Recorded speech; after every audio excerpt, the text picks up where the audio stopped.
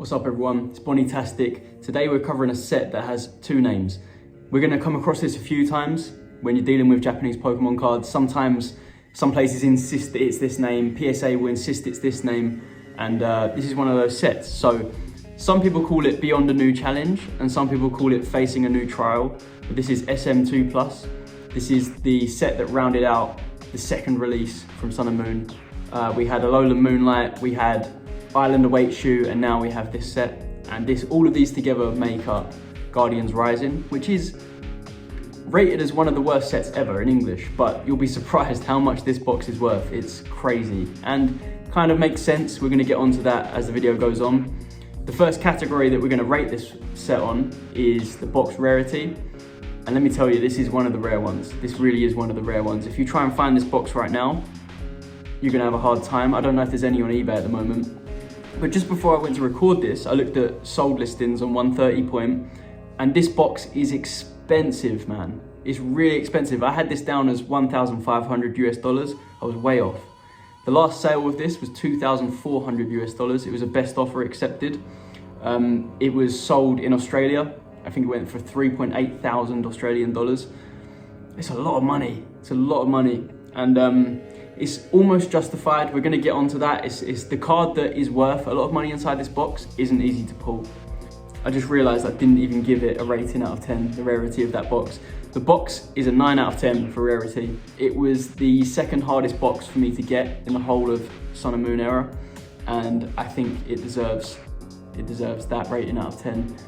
If you have one, how difficult did you find it to get one? Because unless you bought it back in 2017, 2018, 2019, it wasn't easy. Because I've been looking for this box since early 2020 and I got it late 2021.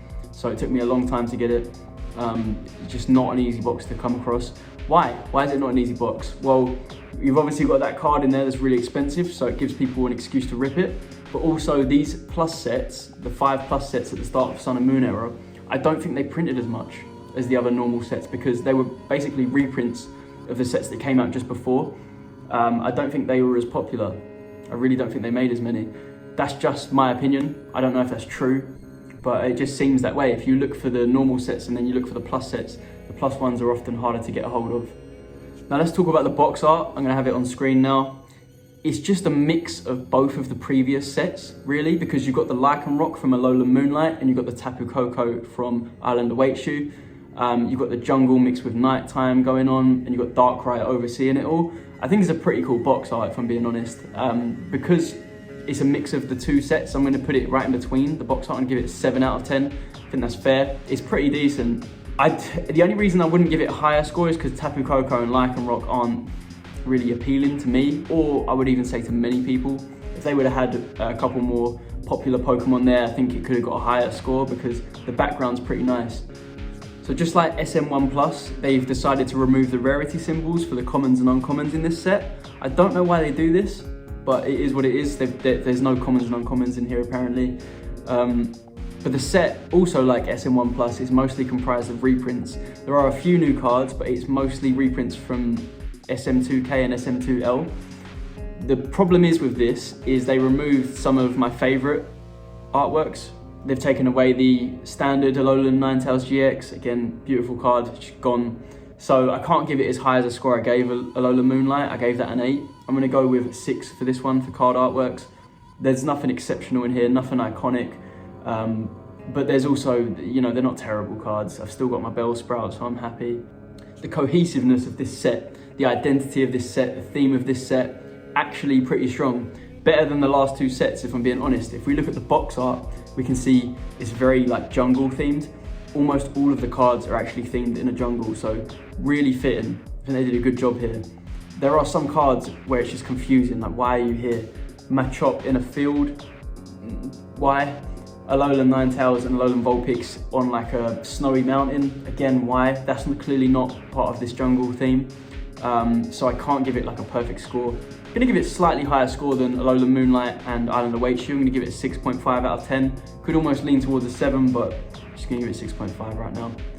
What do you think? The theming, it's pretty consistent here, it's good.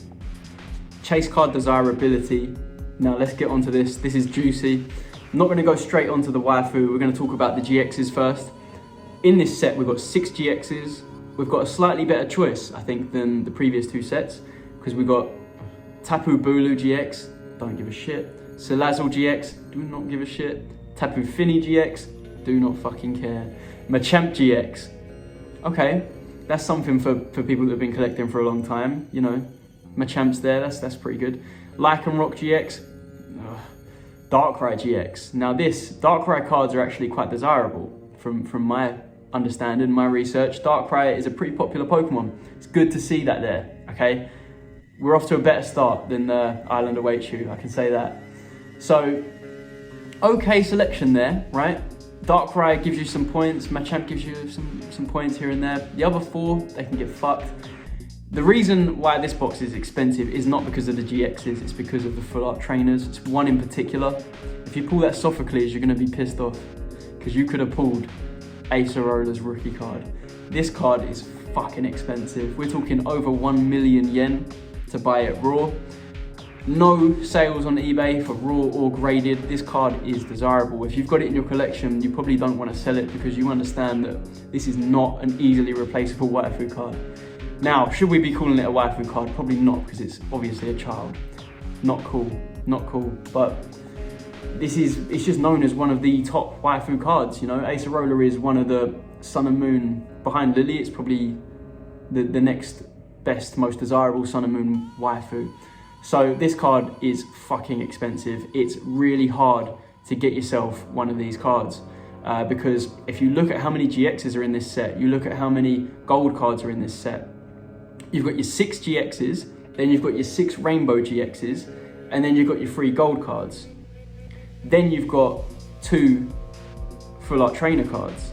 So your chance of getting that Acerola is like 1 in 17 boxes. To buy 17 boxes, should we do the maths quickly? So we're gonna do $2,400 US times 17 boxes. We're looking at $40,000, nearly $41,000 for you to try and pull yourself one of these. To have a decent shot of pulling yourself an Acerola, you're gonna need to spend $40,000. So that makes me think that if you have this card, it is worth 1 million yen because it's so difficult to get a hold of it. And that is why the box is really expensive, because if your box has this card inside of it, you are in the money. You've made money there for sure. So I kind of get it. And yeah, this box is just wild because it's like, if you don't hit that Acerola, just like many of the early Sun and Moon boxes, you're fucked. Yeah, your Darkrai GX, you might be able to get $200-300 for it if you get 10. I don't actually know how much it goes for, but that would probably be the second most expensive card in the set. But yeah, basically you've got to hit Acerola or you're in trouble.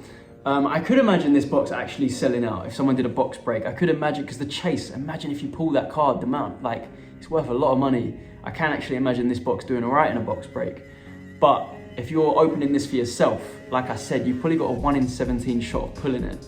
It's a big risk, very big risk. I am not brave enough to do it. So good luck to you if you're gonna open your box. But yeah, crazy set. So with all of that considered, I'm gonna give the chase card desirability for this set a 7 out of 10, because if it didn't have the Acerola, it would be more like a 3 out of 10, 4 out of 10. But that Acerola being so expensive and so desirable makes the set, you know, it's got a real chase to it. It definitely has a real chase to it. It's not like the Mallow from SM2 Alola Moonlight. This is a serious card. Acerola is seen a lot more higher up on the pyramid than Mallow.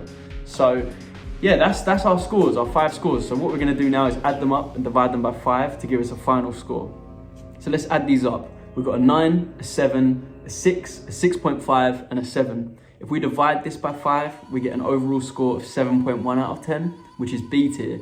Pretty strong. I think this set is pretty strong.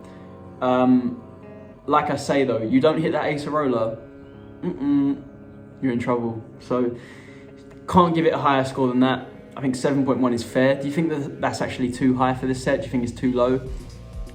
Give me your opinions. Teach me something that I've missed out in this set. I might have forgotten something. I hope you enjoyed this video. If you did, please like, subscribe. I'm covering every single Sun and Moon set, analyzing each of them, the cards they've got inside. The reason why I don't go as in depth with these plus sets is because I've kind of already covered the artworks in, you know, SM2L and SM2K and SM1M and SM1S, and it will likely be the same for, you know, the future plus sets.